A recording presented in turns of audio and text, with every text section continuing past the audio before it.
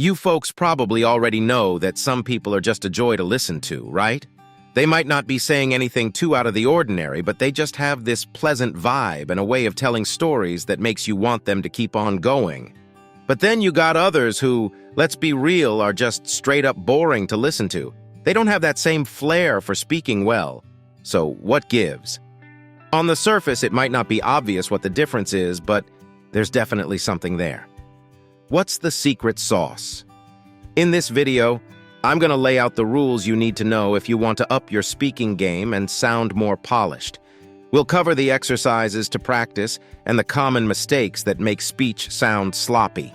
Stick around till the end, because this is going to be a real game changer. Ditch the filler words and sounds. I'm talking about stuff like like, you know, those kind of mindless verbal tics that sneak into our speech. They might not seem like a big deal, but trust me, they're an instant giveaway that your speaking skills need some work. You can't sound eloquent if your sentences are littered with those meaningless fillers. And it's not just the obvious filler words either. Even well-educated, otherwise articulate folks can develop habits like excessive ing or nasal humming sounds that make their speech just grate on the ears. It's like nails on a chalkboard, you know? Kicking the filler word habit isn't easy, but it's totally doable. The main thing is that we usually don't even realize we're doing it, so we need external feedback.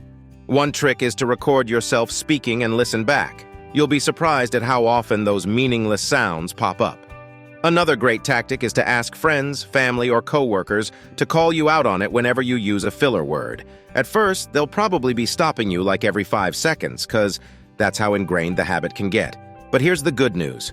The more you practice catching yourself and replacing fillers with intentional pauses or transitions, the faster it'll become a natural new habit. It just takes consistent effort to retrain your brain. The next big thing is pacing and rhythm.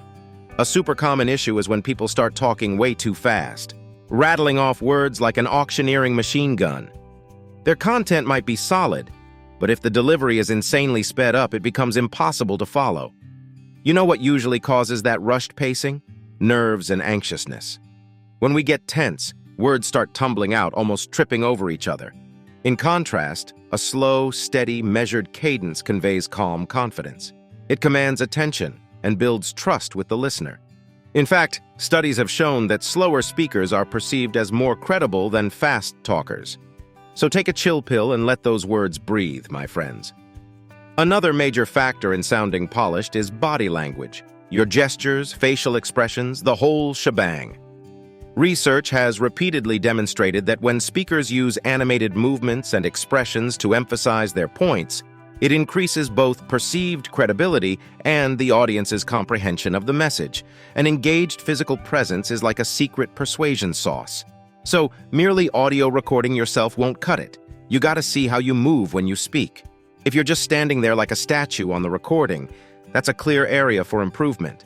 Study footage of great public speakers. You'll notice they're always using gestures, pacing around, really embodying their words through motion. A motionless, droning speaker just comes off as dull and robotic. Which brings me to the next point. Improv skills. The real masters of public speaking can improvise and riff effortlessly without relying on a script. To get better at this, try narrating the key points of something you've read. A news article, short story, anything, using just a bare-bones outline rather than reading verbatim. The more you practice explaining things in your own words, the easier it'll become to think and speak spontaneously. Another underrated aspect of powerful speech is diction, how crisply and clearly you enunciate words. Poor diction can really undermine an otherwise strong delivery. The good news is that this is an easy thing to improve with targeted practice. In my experience as a student of theater and public speaking, the single best exercise for diction is this. Take a wine cork, or a pencil if you don't have a cork handy, and stick it horizontally in your mouth. Then try speaking with it there. Go ahead and really project. Maybe even attempt a tricky tongue twister. It'll feel goofy at first, but keeping that obstruction in your mouth forces you to be much more precise with your lip and tongue movements. Do this drill for 5 minutes daily, and you'll be amazed at how quickly your diction leveled up. Finally, find yourself a role model to emulate. someone whose manner of speaking you admire. It could be a famous actor, politician, YouTuber, whoever. Just someone who has cultivated an engaging public presence. Actively study their techniques. How do they hold themselves? What vocal patterns and cadences do they use? Which gestures or expressions seem to be signatures of their style? Imitate the greats, but also dig into what makes them effective. I guarantee you, anybody who has reached that level of public acclaim for their communication skills didn't get there by accident. There was undoubtedly years of meticulous practice, training, and personal refinement behind their polished demeanor. So those are some key tips for freeing your inner charismatic speaker. Let me know in the comments who your favorite orator is and what you appreciate about their skills. If you dug this advice, show some love with a like and subscribe for more videos breaking down the X factors of powerful communication. Thanks for watching, and I'll catch you next time.